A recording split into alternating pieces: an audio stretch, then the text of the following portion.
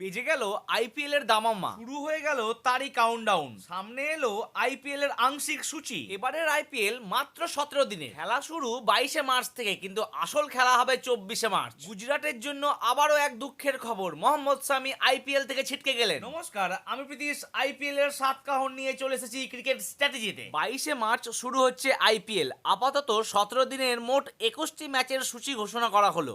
দেশে সাধারণ নির্বাচন থাকায় এমন সিদ্ধান্ত।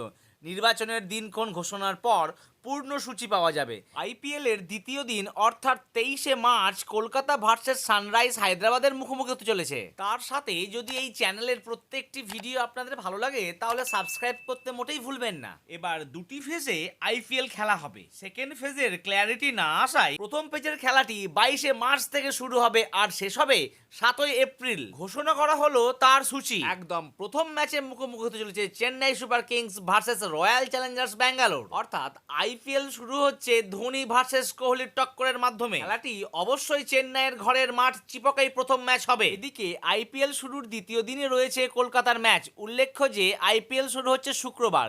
এমতো অবস্থায় ঠিক তারপরেই অর্থাৎ শনি ও রবিবার রয়েছে দুটি করে ম্যাচ। এবারের আইপিএলে গুজরাট বনাম মুম্বাই ম্যাচ নিয়ে এবার সবার মধ্যে বাড়তি উত্তেজনা রয়েছে, কারণ রোহিত শর্মাকে সরিয়ে এবার মুম্বাইয়ের অধিনায়ক হয়েছেন হার্দিক পান্ডিয়া। আইপিএল শুরুর আগে গুজরাট পেল বড় ধাক্কা। বৃহস্পতিবার জানা গিয়েছে যে মোহাম্মদ শামির গোড়ালিতে চোটের কারণে চলতি বছর আইপিএল থেকে ছিটকে গিয়েছে।